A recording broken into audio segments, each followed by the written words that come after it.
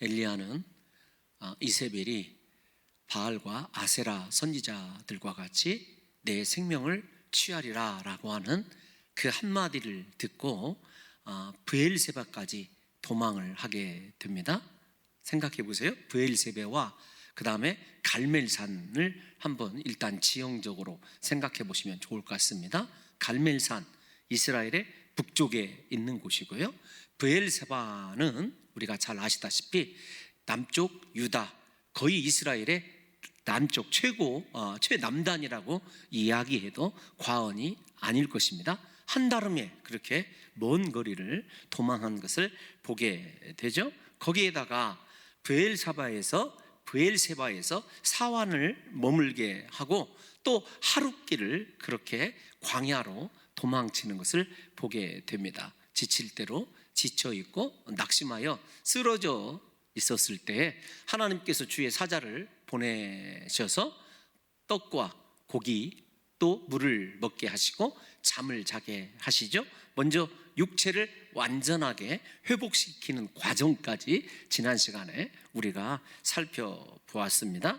이제 그가 떡을 먹고 물을 마시고 나서 힘을 얻은 후에 40일 낮과 밤을 걸어서 하나님의 산 호렙산에 이르게 됩니다. 호렙산에 이르렀을 때 하나님께서 그에게 말씀으로 임재하시게 되죠. 그 말씀에 임재하시는 부분을 우리가 오늘 살펴보게 될 거예요. 그래서 9절에 보게 되면 말씀으로 임재하신 하나님께서 엘리야에게 네가 어찌하여 여기 있느냐 이렇게 물으시고 10절은 엘리야가 대답을 하십니다. 하나님은 말씀하시고 엘리야는 대답하는 과정을 통해서 엘리야의 영이 회복되는 것을 우리가 생각할 수 있습니다. 이전에 하나님은 엘리야를 꾸짖으시거나 책망하지 아니하시고 그에게 육체적 쉼과 그 다음에 회복을 허락하셨습니다. 이제 분명하게 그에게 남아있는 것은 하나님의 말씀 앞에 온전히 영이 서야 되고 회복되어야 한다는 것입니다. 하나님께서는 그의 영혼의 회복을 위하여 먼저 말씀으로 임재하는 것을 보게 되는 거죠. 하나님께서 말씀하시고 엘리야가 듣는 이 장면은 사실은 하나님께서 인간을 창조하신 목적과 동일합니다. 에덴 동산에서 하나님께서 서늘할 때 동산에 거니시면서 아담과 교제하던 장면을 좀 생각해 보셨으면 좋겠어요. 우리의 진정한 회복은 그러므로 말미암아 하나님의 말씀을 듣게 되고 또 들은 말씀에 우리가 응답함으로 하나님의 뜻을 알게 되고 또 그 뜻에 내가 반응함으로 하나님과 진정한 교제를 이루게 되는 거죠. 그래서 우리에게 신앙생활을 하는 데 있어서 가장 중요한 것이 무엇이냐 이렇게 물으신다면 저는 단 한 가지, 하나님의 말씀을 듣는 것입니다. 하나님의 말씀을 어떻게 듣느냐에 따라서 그 영이 회복이 되어져서 엘리야처럼 새로운 사명으로 무장하기도 하고 하나님의 말씀을 듣지 못함으로 말미암아 그 말씀이 올무가 되고 심판이 되는 경우를 우리가 성경에서 많이 목격할 수 있죠. 그래서 예수 그리스도께서도 제자들을 가르치실 때 꼭 중요한 가르치심 앞에 덧붙이신 말씀이 무엇이냐면 귀 있는 자는 들을 귀 있는 자는 들을지어다 라고 하는 말씀입니다. 우리 사랑하는 성도 여러분들과 제가 이 비상한 시국에서도 우리에게 가장 필요한 것은 무엇이냐면 하나님의 음성을 듣는 일이라고 그렇게 생각하고 있습니다. 사랑하는 성도 여러분들과 제가 오늘 하나님의 말씀을 듣고 그 하나님의 말씀에 응답하심으로 말미암아 사랑하는 귀한 성도 여러분들과 저의 영혼이 회복이 되어져서 엘리야가 이 시간 이후에 하나님께 받은 세 가지 사명을 어떻게 이루어 가는지 하나님께서 그의 인생을 나머지 인생을 어떻게 쓰시는지까지 살펴보게 될 때에 말씀이 그렇게 위대하구나 중요하구나 라고 하는 사실을 더 그렇게 깨달았으면 좋겠습니다. 그런데 오늘 본문 9절을 보게 되면 엘리야가 그곳 굴에 들어갔다 이렇게 시작을 하죠. 엘리야가 그곳 굴에 들어가, 우리가 잘 아는 대로 그라고 하는 말씀은 정관사예요.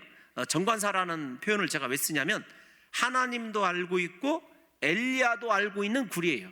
그렇다고 한다면 분명히 성경 어딘가에가 이 굴에 대한 모습이 드러나야 되는 것 아니겠습니까? 그런데 열왕기상 하를 다 여러분들과 제가 샅샅이 살펴보아도 그 굴은 드러나지 않습니다. 그런데도 중요한 것은 그 굴을 하나님과 엘리야는 알고 있다는 사실이에요.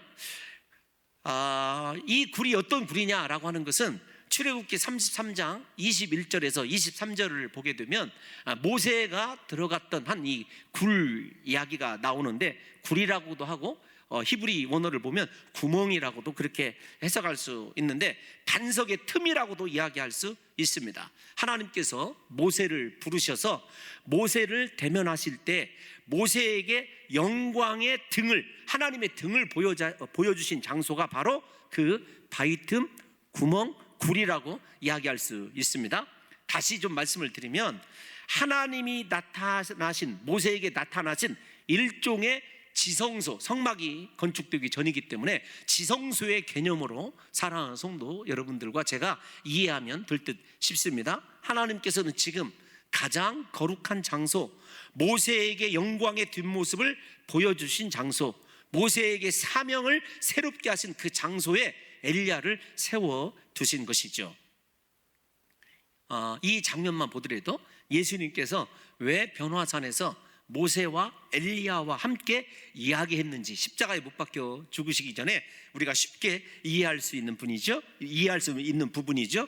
예수님이나 모세나 엘리야, 이 세 분의 공통점은 하나님을 만나서 알고 있는 자들이다, 이렇게 이야기할 수 있습니다. 엘리야에게 실로 지금 이 순간이 너무도 인생에 있어서 가장 중요한 순간이죠. 실패의 순간이고 도망자의 순간이었는데 하나님께서는 그의 영광을 엘리야에게 보여주신 것이죠. 이것이 우리를 향한 하나님의 본 마음이셔요. 사랑하는 성도 여러분들과 제가 실패하고 낙심하여도 여러분 소망을 잃어버리지 않아야 될 이유가 여기에 있습니다. 하나님은 우리가 잘 되고 잘 나갈 때뿐만 아니라 우리가 쓰러지고 실패하고 낙심할 때에도 그분의 가장 영광스러운 모습으로 우리를 능히 회복시켜 주실 수 있는 사랑의 하나님이란 사실을 저와 여러분들이 이 엘리야의 회복 이야기를 통해서 분명하게 봐야 된다는 것입니다. 그렇다고 한다면 하나님은 왜 엘리야를 그 굴로 인도하셨을까요? 배은망덕한 이스라엘 백성들을 이끌었던 모세를 생각나게 한 것입니다. 끝까지 그렇게 사흘이 멀다 하고 하나님을 원망하고 모세 자신을 향하여 돌을 들던 이스라엘 백성들을 포기하지 않고 끝까지 40년 동안 이끌었던 모세의 하나님을 향한 진정한 열정을 엘리야로 하여금 보게 하였던 것이죠. 지금 엘리야는 단 이세벨의 한마디를 듣고 가장 중요한 사명의 자리에서 실패하고 도망한 사람 아닙니까? 엘리야에게 하나님께서 인격적으로 나의 종 모세를 보라고 지금 말씀하고 계시는 것입니다. 저는 우리 사랑하는 성도 여러분들과 저 또한 모세를 통해서 오늘 또 회복되어지는 엘리야를 통해서 우리 인생 사람들이 우리에 대하여 영접하지 않아도 인정해 주지 않아도 하나님이 나에게 맡겨주신 일이라고 분명하게 느껴지는 사명이 있으시거든.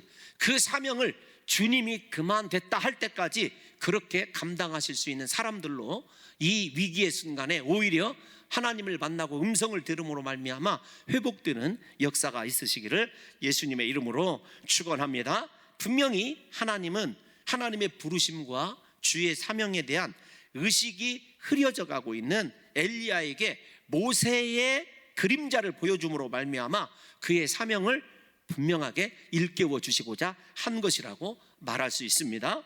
엘리야가 하나님 앞에서 그렇게 모세가 섰던 그곳에 서게 되었을 때 하나님이 물으시는 말씀은 네가 어찌하여 여기 있느냐라는 거죠. 엘리야의 삶의 자리가 잘못되었다라는 것을 분명히 우리가 알 수 있습니다. 엘리야가 있을 곳이 아니라는 것이죠. 사랑하는 성도 여러분들과 제가 지금 이 시간에 우리는 지금 어디에 서 있는가? 나는 하나님의 영광스러운 임재 앞에 서 있는가? 아니면 하나님께서 내게 맡겨주신 사명의 자리, 그 자리, 영광스러운 그 자리에 서 있는 것이 아니라 엘리야처럼 내 육신의 상황과 형편을 보고 그 형편을 조금 더 편안하고 안락하게 하고자 도망자의 인생을 살아가고 있지는 않은지를 좀 생각해 보아야 하는 것입니다. 하나님을 잊어버리고 하나님께서 나에게 맡겨주신 사명을 인식하지 못할 때 우리도 하나님이 원하는 곳이 아니라 하나님이 원하시는 그곳으로부터 도망하여서 인생의 광야, 불순종과 방황의 장소인 광야에 서 있다고 한다면 하나님의 이 탄식하시는 소리를 들으시고 하나님이 원하시는 곳에 사랑하는 성도 여러분들과 제가 영원까지 서 있으시기를 예수님의 이름으로 축원합니다. 엘리야의 이 대답이 10절에 있게 되죠. 10절 말씀은 이따가 14절에서도 반복이 되지만 한번 읽어보겠습니다. 시작. 그가 대답하되 내가 만군의 하나님 여호와께 열심히 유별하오니 이는 이스라엘 자손이 주의 언약을 버리고 주의 제단을 헐며 칼로 주의 선지자들을 죽였음이오며 오직 나만 남았거늘 그들이 내 생명을 찾아 빼앗으려 하나이다. 엘리야의 이야기는 어떤 것이죠? 나는 하나님께 열심히 유별한 사람입니다. 특별한 사람입니다. 그런데 사람들이 나를 몰라줍니다. 나를 죽이려 하고 있고 나만 지금 이렇게 남아 있습니다. 이렇게 요약할 수 있죠? 저 10절의 대답에서 혹시 신앙이라든지 하나님이 주신 약속이라든지 사명이란 말이 여러분 들어가 있는지를 한번 생각해 보시기를 부탁드립니다. 우리가 저 말씀을 살펴보면 오직 엘리야 자신만 존재하고 있고 또 자기 자신의 열심만 하나님 앞에 공로만 드러내고 있는 것을 보게 되죠.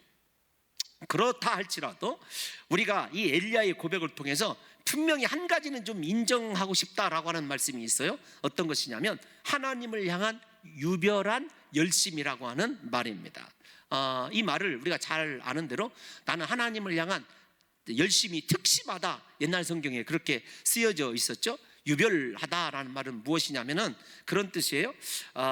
질투하다 그런 뜻과 동일합니다. 이 단어가 어디에 쓰여져 있냐면 민수기 23장 13절에 쓰여져 있어요. 그 단어 열심하다라고 하는 단어가 하나님을 위하여 질투하다라고 하는 단어예요. 그러니까 유별하오다 이 말은 나는 하나님을 위하여 질투하는 사람입니다 이런 뜻이에요.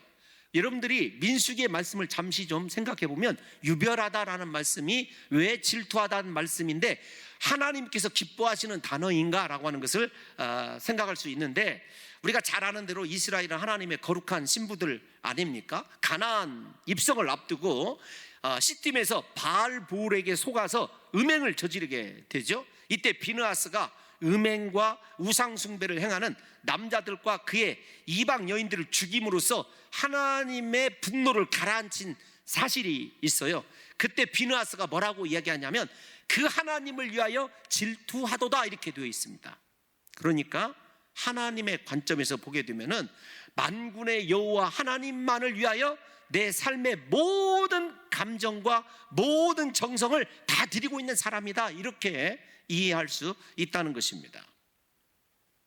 사랑하는 성도 여러분, 하나님을 버리고 우상숭배에 영적 간음에 빠진 북이스라엘을 향하여 하나님의 정당한 질투를 대신하여서 내가 나타내고 있습니다 라고 하는 말로 해석해도 무방할 듯 싶습니다. 그리고 엘리야의 질투의 근거는 바로 갈멜산 전투의 승리 이후에 바알과 아세라 선지자를 비느하스처럼 피 흘리는 처단을 한 것이라고 성경적으로도 분명히 근거를 제시할 수 있습니다. 비느하스도 그렇고 엘리야도 그렇고 하나님에 대하여 음행을 저지르게 하고 하나님을 저버리게 한 모든 자들을 깨끗하게 처단하였다는 거예요. 피를 흘렸다는 것입니다. 하나님과의 관계에서 오는 모든 죄들은 특별히 음행의 죄에 대하여 피를 흘리는 과정들을 우리가 생각해 보면 죄는 피로서만 제하여진다. 예수 그리스도께서 십자가에 못 박혀 죽으신 것도 피 흘리신 것도 우리의 죄를 속량하시기 위해서라는 것을 저와 여러분들이 다 알고 있는 것 아니겠습니까? 게다가 하나 더 좀 살펴보고 싶은 말씀이 있는데 이 말씀은 좀 긍정적인 말씀이 아니라 물론 내용은 긍정적이지만 저는 엘리야를 조금 꼬집고 싶어요. 어떤 거냐면 엘리야가 하나님을 이야기를 할 때 만군의 여호와 하나님을 위한 열심히 유별하다 이렇게 얘기할 때 하나님을 만군의 하나님 이렇게 고백을 하고 있어요. 우리가 잘 아는 대로 엘로힘 체바호트라고 하는 단어인데, 이 단어를 누가 썼냐면 가장 유명한 여러 사람이 썼는데 다윗이 썼어요. 다윗이 골리앗 앞에 설 때 만군의 주 여호와 하나님의 이름으로 나는 내게 나간다 이렇게 얘기했을 때 이 엘로힘 체우바트라고 하는 단어를 쓰거든요. 엘리야는 지금 이세벨이 무서워서 도망가고 있으면서도 그의 입술의 고백은 무엇이냐면 하나님은 만군의 하나님이라는 거예요. 무언가 조금 신앙의 입술의 고백과 실천의 모습이 분교되어 있다는 것을 사랑하는 성도 여러분들과 제가 느끼게 되는 것 아니겠습니까? 하나님은 군대 중에 군대라는 표현인데, 그 하나님의 군대이신 하나님을 입술로 고백하고 살아가고 있는 엘리야가 지금 하나님보다도 훨씬 더 이세벨을 무서워하고 두려워하고 도망해 있는 처지를 생각해 보면, 때로는 우리가 하나님 앞에 드리는 이 입술의 고백이 위기 가운데서 그 고백이 진짜이냐 아니냐가 그렇게 판가름 난다는 것을 보게 됩니다. 지금 이 코로나 바이러스로 우리가 위기 가운데 있을 때 지금까지 내가 기도했던 것, 하나님 앞에서 신앙생활 했던 것, 꼭 굳이 지금의 위기가 아니라도 신앙생활을 우리가 하다 보면 위기 가운데 그 사람이 당하고 있는 고난이라든지 때로는 여러 가지 상처와 아픔 가운데서 대처하는 것을 보게 되면은 그 사람의 그동안의 입술의 고백이 진짜였냐 아니냐라고 하는 것이 여러분 판가름 나게 되더라고요. 어쨌든 엘리야는 여호와 하나님을 위한 하나님을 향한 유별한 헌신을 보인 사람이 분명하고, 또 하나님을 만군의 여호와 하나님으로 믿고 고백하고 있는 것도 분명한 것 같아요. 지금의 모습은 그 고백에 전혀 어울리지 않는 모습을 하고 있지만 그렇다는 것입니다. 중요한 것은 이 갈멜산에서 바알과 아세라 선지자를 극복하였고 만군의 여호와 하나님을 의지하고 있고 그를 향한 열심히 유별하다고 한다면 이세벨 또한 그는 정복했어야 한다는 것입니다. 오늘날 하나님께서 우리에게 요구하시는 헌신의 모습 또한 이런 일관성이에요. 끝날 때까지 죽도록 충성하는 것이라는 말씀을 드리고 싶은 거예요. 우리의 삶, 우리의 사명은 마칠 때까지 마친 것이 아닙니다. 유명한 이야기, 끝날 때까지 끝난 것은 아니다라는 말, 여러분 스포츠에 나오는 이야기인데, 사랑하는 성도 여러분들과 저도 일생을 살아갈 때 내가 맡고 있는 사명이 인간적으로 볼 때는 보잘것없는 것 같고 연약해도 하나님께서 그만하면 됐다라고 하실 때까지 여러분 잠시도 멈추지 말고 좌우도 살피지 말고 끝까지 전진해야 될 이유가 여기에 있는 거죠. 하나님이 지금 엘리야에게 요구하시는 것이 무엇입니까? 모세와 같은 꾸준함이에요. 하나님 앞에서 한결같음이죠. 우리에게도 하나님이 이 말씀을 통해서 주시는 것이 무엇이냐면, 우리의 신앙 고백을 탓하신다든지 혹은 우리의 하나님을 향한 한때의 갈멜산에서의 엘리야와 같은 열심히 그릇되다 거짓이다 그걸 말씀하시는 것이 아닙니다. 그 신앙의 모습이 어떻게 하나님 나라 이룰 때까지 지속되느냐라고 하는 신앙은 지속성의 문제예요. 꾸준함의 문제라는 거죠. 기도도 쉬지 않고 끝까지 기도하고, 찬양도 하나님 앞에 서는 날까지 찬양하고. 요즘에 제가 이렇게 자주 듣는 찬양이 있어요. 그 찬양이 어떤 것이냐면 10,000 Reasons라고 하는 송축해 내 영혼아 그 찬양인데, 제가 찬양은 잘 이렇게 부를 수는 없지만 많은 사람들이 요즘에 그 찬양을 듣고 있어요. 저에게 보내주시는 분도 있는데, 정말 하나님 앞에 서는 그날까지 그렇게 하나님을 찬양할 수 있는 이 이유들이 정말 셀 수 없이 많은데, 우리가 하나님 앞에서 그렇게 한결같은 하나님을 향한 찬양도 기도도 헌신도 유지할 수 있느냐라고 하는 것, 그것이 진정한 영적인 실력이라고 그렇게 생각이 되어지는 거거든요. 여러분, 예수님께서도 십자가에서 마지막으로 남기신 말씀이 무엇이죠? 테텔레스타이, 원어로 따지면 우리가 지금 말하면 다 이루었도다 라는 말이거든요. 제가 굉장히 좋아하는 말씀입니다. 다 이루었도다. 주님 앞에 서는 날 죽음의 순간에 무엇을 부탁하고 그것이 아니라 정말 다 이루었도다 행복하다라고 하는 것이 이 입술의 고백이 되기를 흉내내고 있거든요. 지금 완전히 마음속에서 100%는 아니지만 대부분의 신앙의 사람들이 갈멜산의 한 번의 전투에서 승리한 것으로 만족합니다. 스스로의 자만에 빠지죠. 이것이 신앙의 실패의 원인이 되는 경우가 허다합니다. 성공하시고 승리하셨습니까? 하나님께 기쁨이 되셨습니까? 그렇다고 한다면 다시 무릎 꿇고 주님 말씀하옵소서 종이 듣겠나이다 라고 고백하면서 하나님의 다음 인도하심을 사모하는 사람이 진정한 승리자요 하늘에 예비된 면류관을 받을 사람이라는 것이죠. 이 엘리야의 이야기를 묵상하면서 제가 늘 이 발인 예배 때마다 함께 나누는 사도 바울의 고백을 또다시 묵상하게 되었어요. 디모데후서 4장 7절에서 8절에 보면 사도 바울이 이렇게 고백하고 있지 않습니까? 어떻게 고백하냐면 시작. 나는 선한 싸움을 싸우고 나의 달려갈 길을 마치고 믿음을 지켰다. 중요한 것은 인생 이 땅에서의 일이에요. 이 땅에서 일이 어떤 것이냐면 모든 싸움을 다 마쳤습니다. 모든이란 말이 가로 열고 닫고 제가 사용하는데 그 다음에 그의 달려갈 길을 모두 다 마쳤습니다. 이 세상에 살 일이 없는 거예요. 이 세상에 대해서는요 아쉬울 것이 없어요. 이제 한 가지 남아있는 것이 어떤 것이냐면 하늘에 있는 일인데 그것이 8절의 일이에요. 하늘에서 자기 자신을 기다리고 면류관 들고 계신 예수님 만나는 일, 그 한 가지 일만 남겨놓은 사람이 누구냐면 사도 바울입니다. 오늘 엘리야의 이 실패의 이야기를 통해서 사랑하는 성도 여러분들과 제가 어떤 인생을 살아가야 될 것이냐, 어떤 신앙의 삶을 보여야 될 것이냐, 과연 나는 신앙의 자리가 어떤 자리에 있고 나는 하나님 앞에서 이렇게 한결같은 모세나 사도 바울과 같은 많은 사람들의 때로는 돌팔매질과 그렇게 원망과 불평 속에서도 흔들리지 아니하고 하나님이 됐다 할 때까지, 여기까지다라고 선언하실 때까지, 예수님처럼 다 이루었다라고 선언할 때까지 하나님 앞에서 한결같이 요동하지 않는 믿음의 삶을 살고 있는지를 저와 여러분들이 생각해 봐야 한다는 것입니다. 여러분 이거 생각하면 사실 이 코로나 위기가 아니에요. 오히려 우리가 우리의 마음과 우리의 삶의 자리, 우리의 신앙의 정도를 측정할 수 있는 하나님의 새로운 잣대라고 하는 사실을 저와 여러분들이 바라보시면서 우리 사랑하는 성도 여러분들과 저만큼은 세상 사람들이 어떻게 살아가든지, 다른 교회 교인들이 어떻게 신앙생활을 하든지 우리만큼은 하나님 앞에서 한결같은 모습으로 그 유별한 열심, 하나님을 위한 질투의 열심, 만군의 여호와 하나님을 의지하는 그 영원한 군대 중에 군대이신 하나님만을 붙드시는 신앙으로 무장하셔서 하나님이 기뻐하시는 삶 끝까지 살아드릴 수 있는 축복의 사람들이 되시기를 예수님의 이름으로 축원합니다. 여러분, 제가 이 말씀을 묵상하면서 이렇게 떠오른 몇 사람들이 있어요. 이제는 좀 쉬고 싶어요. 이만했으면 잘 한 것 아닙니까? 라고 하는 말씀을 가끔 하시는 분들이 있어요. 여러분, 노뎀나무 아래에 엘리야처럼 이만하면 됐습니다, 이제 더 살고 싶지도 않습니다 라고 선언하는 사람들이 참 많이 있는데, 이 말씀을 읽다 보니까 그것이 얼마나 교만한 이야기인지를 저도 그때 그 당시 그 사람에게 당신 교만합니다 라고 이야기하고 싶은 마음이 사실은 조금 있었거든요. 그런데 이 말씀을 읽어보니까 하나님이 가장 싫어하는 말씀이 그거더라고요.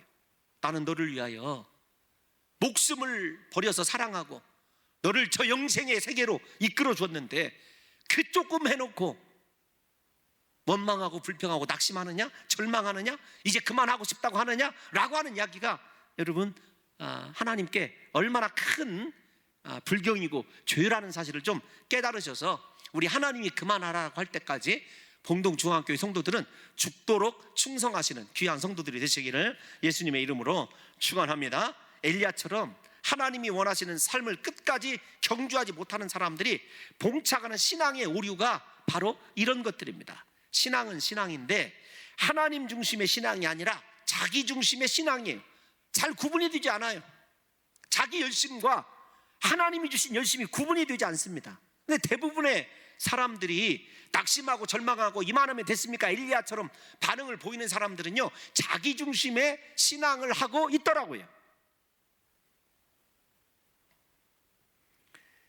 여러분, 그들의 고백 속에는 하나님이 전혀 계산되지 않고 있어요. 역사의 주관자가 하나님이시라는 사실을 알지 못하고 있는 것이죠. 우리가 엘리야처럼 자기중심적, 나만 남았습니다, 나는 하나님께 열심히 유별합니다, 하나님은 나의 만군의 여호와 하나님이다. 여러분, 인간적으로 보면 다 흠잡을 데 없는데 그 내면을 들여다보면 진짜 중요한 하나님이 계산되고 있지 않다라는 것이죠. 우리가 이거 한번 생각해 볼까요? 마치 야곱이 형 에서의 낯을 피하여 하란으로 도망을 하게 되죠. 베델에서 사닥다리로 오르락 내리락 하는 천사의 모습을 보게 되고 그가 이렇게 고백합니다. 여호와가 과연 여기 계시거늘 내가 알지 못하였도다. 야곱이 가장 중요한 신앙의 가문에서 자라서 하나님을 예배하고 나름대로 하나님이 주신 축복이 얼마나 좋은지를 알고 있었던 사람이에요. 그런데 정작 그 속에 무엇이 없었냐면 하나님이 계시다, 하나님이 함께하고 계시고 하나님이 내 삶을 이끌어 가신다고 하는 중요한 사실이 빠져 있더라고요. 앞으로 우리의 신앙의 모습 속에서 반드시 제1순위로 계산되어야 될 것이 어떤 것이냐면 하나님이에요. 하나님이 지금 나에게 어떻게 말씀하시는가? 이곳이 하나님이 원하시는 자리인가? 나의 지금 이 사명에 감당하는 이 정도가 하나님 보실 때 내 고백이 아니라 너는 나를 향한 질투가, 너는 나를 향한 열심히 유별하다, 그렇게 인정할 만한 사람인지를 저와 여러분들이 생각해 보자고요.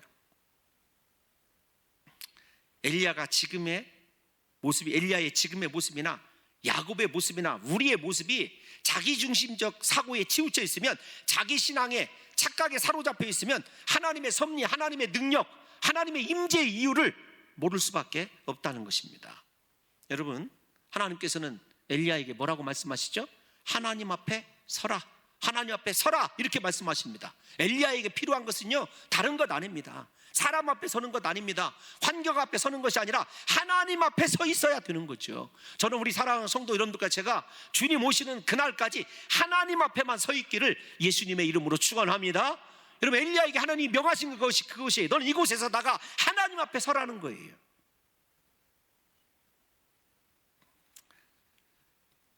하나님을 향하여 종의 모습으로 서 있게 되었을 때 어떤 일이 일어나냐면, 비로소 구약성경의 하나님 임재의 상징들인 바람, 지진, 불, 번개가 여러분 차례대로 나타나기 시작하는 것을 보십시오.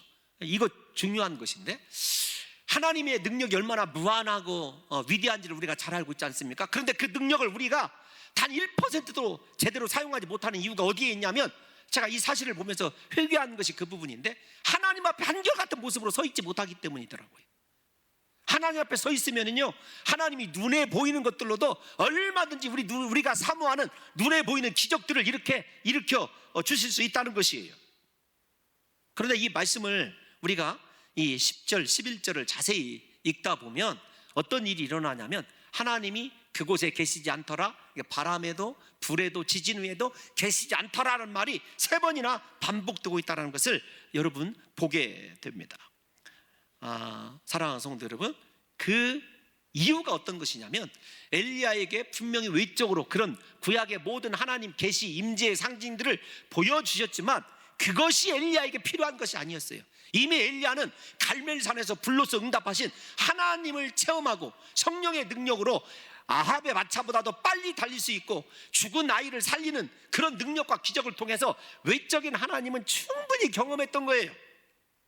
엘리야에게 지금 필요한 것은 그 모습이 아니라 어떤 것이냐면, 3번이나 계시지 않더라 라고 하는 말씀을 통해서 저는 이렇게 생각해요. 아무 주석가도 그렇게 바라보지 않지만 엘리야에게 하나님께서 3번이나 그런 모든 것들을 보여주는 것을 보게 되면 엘리야가 더 큰 능력을, 눈앞에 보이는 외적인 능력을 구했던 것 같아요. 그러니까 하나님이 다 보여는 주셔요. 그런데 하나님이 거기 계시지 않더라 라고 하는 말을 통해서 엘리야에게 필요한 것은 더 큰 외적인 능력이 아니라는 거예요. 무엇이냐면 하나님의 세미한 음성을 들어야 한다는 것입니다. 제가 설교 서론에서 하나님의 음성을 듣느냐 어떻게 듣느냐에 따라서 인생이 달라진다고 하는 이유가 여기에 있어요. 어쩌면 말입니다, 사랑하는 성도 여러분들과 제가 하나님 앞에 서 있지도 못하면서 하나님께 늘 기도하는 것이, 하나님 더 큰 영향력을 주십시오, 하나님 나에게 더 큰 은혜를 주십시오, 하나님 나에게 더 신비한 은사를 주십시오. 그런데 하나님이 주시지 않는 거예요. 2가지 태도를 하나님이 요구하시는 것 같아요. 하나는 무엇이냐면, 네가 한결같이 내 앞에 서 있으면 내 세미한 음성을 듣게 되리라. 그 음성을 듣게 되면 네가 이전보다도 더 큰 일을 행하게 되리라고 하는 하나님의 뜻과 계획이 우리가 원하는 것과 다를 수 있기 때문이란 사실입니다. 세미한 소리라고 하는 이 소리를 찾아보니까 히브리어 원문을 직역해 보면 세미한 침묵 소리 이렇게 되어 있어요. 그래서 제가 도대체 이게 침묵이란 말이야, 소리란 말이야, 이게 좀 고민도 되더라고요. 여러 성경을 찾아보니까 뭐 젠틀 보이스 뭐 이렇게 아주 이렇게 번역도 해놓고 다양하게 해놨더라고요. 근데 제가 보면 어떤 거냐면 거의 침묵처럼 소리가 없는 소리예요. 정말 집중하지 않으면 들을 수 없는 소리. 하나님은 그렇게 외적으로 구약의 모든 임재의 상징을 통해서 엘리야에게 나타나시지 아니하고 엘리야가 하나님 앞에 서서 하나님께 아주 초집중할 때 겨우 들을 수 있는 그 음성으로 엘리야를 만나 주신 것입니다. 여러분, 침묵의 소리와 앞에 나타나 있는 요란한 임재의 상징과 너무도 극과 극으로 대비되는 것 아니겠습니까? 여러분, 시각적으로는 장엄하고 압권적이고 또 청각적으로도 귀를 멀게 하고 굉음, 그리고 거기에다가 온 몸이 떨리는 전율이 있었지만 가장 중요한 것은 하나님께서 엘리야에게 가장 세미한 음성으로 만나 주셨다는 거예요. 그제서야 비로소 엘리야는 자신의 부끄러운 모습과 내면의 세계를 보게 되고 겉옷으로 하나님과 자기 사이, 즉 자기의 모습을 가리는 것을 보게 됩니다. 저는 이것을 엘리야의 회심이다 이렇게 제가 이름을 붙였어요. 다른 사람들은 동의하지 않지만 엘리야가 회개한 거예요. 하나님, 나는 더 큰 능력이 있어야 이세벨을, 아합을, 이스라엘을 변화시킬 수 있다고 생각했습니다. 그러나 실제 더 큰 능력이신 하나님 앞에 내가 서 있고 하나님의 세미한 이 조그마한 말씀 한마디면 이스라엘을 변화시킬 수 있었는데 하나님, 제가 잘못됐습니다 라고 하는 자신의 지금까지 잘못된 자리에 서 있었고 하나님을 제대로 섬기지 못한 부끄러움을 가리우는 행위가 이 겉옷으로 자기 자신을 가리우는 거다. 그래서 저는 그 대면에다 이렇게 써놨어요. 엘리야의 진정한 회심. 그 회심이 저에게 필요하기 때문에 그래요. 사랑하는 봉동중앙교회 성도 여러분들을 목양하고 여러분들과 함께 천국까지 아름다운 여행을 하는데 필요한 것은요, 외적으로 드러난 화려한 능력이나 리더십이 아니더라고요. 제가 하나님 앞에 한결같이 서 있고 하나님의 그 세미한 음성을 들을 수 있는 온전히 온 신경을 하나님께만 집중한다면 하나님이 이 귀한 성도들을 분명히 그렇게 아름답게 이 땅에서 열매 맺게 하고 천국으로 이끌 것이라고 하는 확신이 생기게 되었습니다. 어제 그 설교를 준비하고 있는데 교회 집사님 몇 분이 밑에 식당에서 전화를 하셨어요. 목사님, 보고 싶은데 한번 내려와 주실 수 있으신지요? 그 전화를 받고 울컥해지는 거예요. 저도 우리 성도들이 정말 보고 싶거든요. 가끔 메시지 보내시는 성도들이 목사님, 교회 가고 싶어요, 예배하고 싶어요, 그리고 가로 열고 닫고 목사님 보고 싶어요. 그럴 때 있었어요. 그럴 때보다도 직접 전화를 해서 그렇게 좀 내려와 주기를 청했을 때 참 여러 가지 생각이 만감이 교차한다 그런 말 쓰지 않습니까? 내가 참 무엇이 간데, 참 부족한데 하나님 앞에서 더 큰 결단을 하게 됐어요. 정말 저렇게 귀한 성도들과 끝까지 천국에 이를 때까지 하나님 앞에서 멀어지지 아니하고 넘어지지 아니하고 끝까지 주님의 세미한 음성을 들음으로 우리 사랑하는 성도들을 복된 존재로 꼭 그렇게 섬겨야 되겠다라고 하는 것이 여러분 제가 받은 은혜이거든요.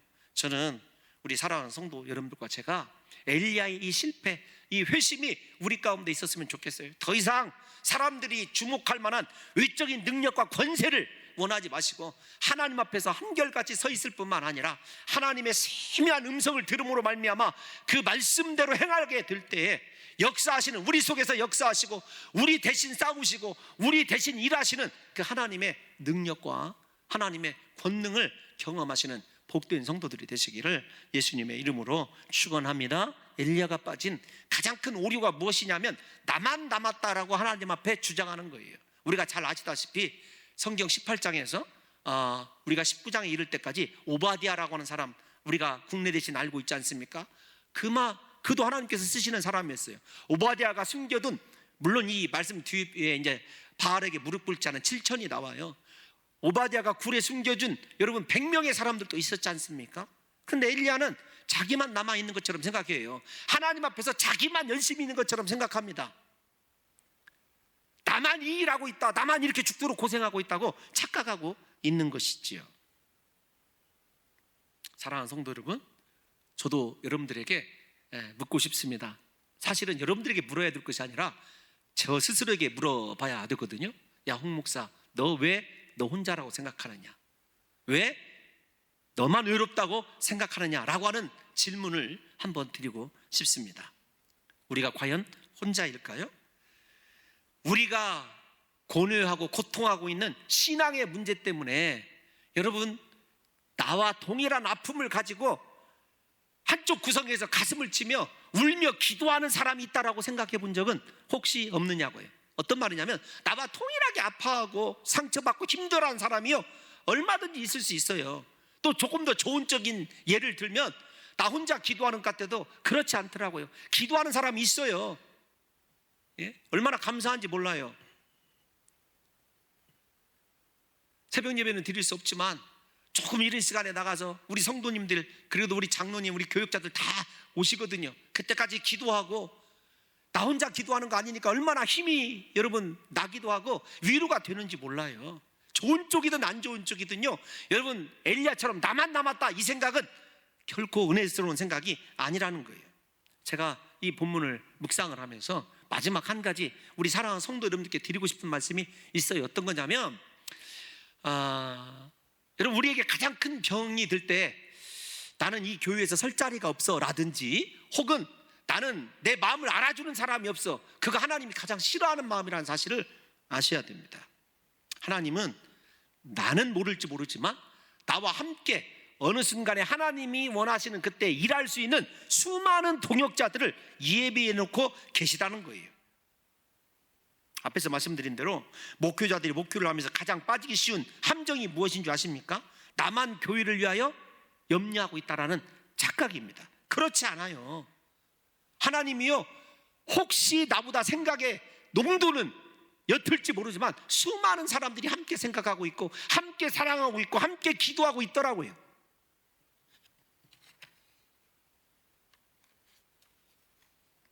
사랑하는 성도 여러분, 도대체 다른 사람들은 왜 이렇게 나를 따라주지 않을까? 왜 이렇게 내 마음을 몰라줄까? 왜 그렇게 나를 인정해주지 않을까? 여러분, 그렇게 생각하는 것 하나님이 기뻐하지 않습니다. 중요한 건 어떤 거냐면, 이 고백, 하나님께서 일단에 제가 이렇게 가로 열고 닫고 엘리야의 일종의 애교, 이렇게 하나님이 보시는 것 같아요. 엘리야가 그 말을 무시를 죄송합니다. 엘리야의 그 말, 나만 남았습니다, 무시를 해버리더라고요. 왜 무시하냐면, 하나님이 하도 요즘 잘 쓰는 말 있지 않습니까? 얼척이 없네, 어이가 없네. 하나님이 어이가 없으신 거예요. 수많은 사람들 남겨놓고 있는데 엘리야가 하나님을 보지 못하니까 자기 자신의 진정한 동역자들을요 보지 못하는 거예요. 여러분, 이게 좀 이해가 갔으면 좋겠는데, 하나님의 앞에 제대로 서 있으면 하나님께서 함께 같이 말을 나누고 대화나 교제를 하고 있지는 않지만 하나님이 나의 그 일을 위해서 예비해놓은 수많은 사람들이 있어요. 그 사람들이 보이더라고요. 하나님이 계산되지 않으면요 혼자인 것 같아요. 나만 남아있는 것 같습니다. 앞에서 말씀드렸도 아무도 내 마음을 알아주는 사람이 이 교회는 없어요. 그런데 그것이 얼마나 하나님 앞에는요 어이없는 일이고 대꾸조차 하기 싫은 일이라는 사실을 아셔야 돼요. 하나님께서 나만 남았습니다 그랬을 때 엘리야에게 아무런 대꾸를 하지 않지 않습니까? 그것이에요.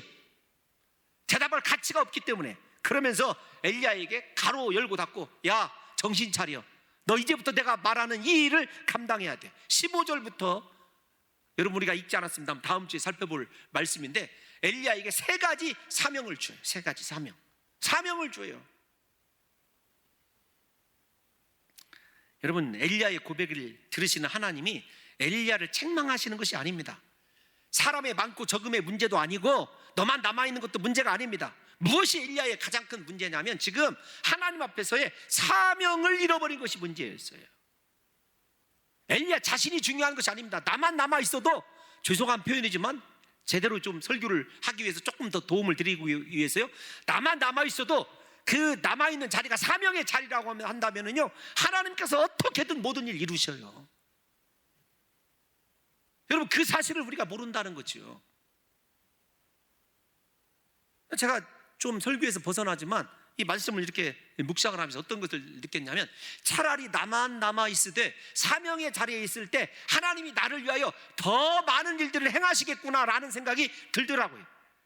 사람이 많은 것보다 나만 남아있고 차라리 내가 하나님 앞에 서 있는 것이 어쩌면 하나님께서 수많은 사람들을 나를 위해서 붙여줄 수도 있고 쓰실 수도 있고 도와주실 수도 있다라고 생각하게 된 것이죠.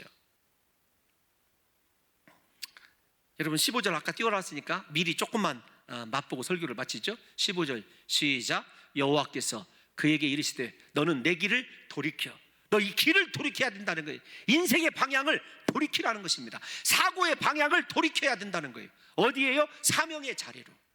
혹시 이 자리에 사람 때문에, 특별히 부족한 홍 목사 때문에 시험 들고 낙심해 있는, 그래서 사명의 자리를 벗어버리고 떠나 있는 성도가 있거든. 돌이켜야 됩니다. 이것이 어쩌면 하나님께서 여러분들에게 주시는 마지막 세미한 음성일 수 있다는 사실을 여러분 잊어서는 안 됩니다. 하나님에게 중요한 것은 엘리야 자신보다도, 이 말이 중요합니다. 엘리야 자신보다도 엘리야에게 맡겨놓은 사명이 중요했던 거예요. 마찬가지입니다. 여기서 있는 홍 목사가 중요한 건 아닙니다. 하나님이 저에게 맡겨준 사명이 더 크고 중요한 거죠. 우리 사랑하는 성도 여러분과 저의 가치가 어디에 있냐면, 하나님이 원하시는 인생의 방향을 향하여 달려갈 때에 하나님께서 사명도 보여주시고 해야 될 일도 주신다는 거예요. 두 가지가 좀 모순 같지만 서둘러서 설교를 끝내야 되기 때문에 말씀을 드리면 그런 거예요. 내가 어떤 일을 해야 될지 잘 모를 수도 있어요. 15절 다시 띄워놔 주십시오. 방향을 돌이켜 순종하고 길을 돌이켜 달려가다 보면 하나님께서 뭐라고 얘기하시냐면 그 다음에 사명을 구체적으로 주셔요. 우리에게 지금 가장 중요한 것은요, 삶의 방향 전환입니다. 하나님을 향하여, 사명의 자리를 향하여 내 인생의 발걸음 옮기게 되면 하나님께서 내가 구체적으로 무엇을 감당해야 될지 하나씩 정확하게 보여주실 뿐만 아니라 하나님이 원하시는 곳에서 사랑하는 성도 여러분들과 저를 통해서 하나님의 나라가, 하나님의 의가 성취된다는 사실을 여러분 믿으시고, 부디 엘리야의 회개, 엘리야의 실패, 엘리야의 회개, 그리고 엘리야의 다시 회복되어서 사명의 자리로 나가는 그 모습이 우리의 모습이 되어서 사랑하는 성도 여러분들과 제가 하나님 앞에 한결같이 영원토록 서 있으되 사명을 붙들고 주님이 다 이루었다고 말씀하시는 그 주님의 고백처럼, 사도 바울처럼 내가 선한 싸움을 싸우고 나의 달려갈 길을 마쳤다, 그렇게 이 땅에 일은 여한이 없다라고 여겨질 그날까지 오직 사람이 아니라, 나만 남아있으면 어때요? 사람이 아니라 내 앞에 계신 하나님 바라보시고 하나님이 원하시는 인생의 방향을 향하여 달려가시는 귀한 성도들이 되시기를 예수님의 이름으로 축원합니다.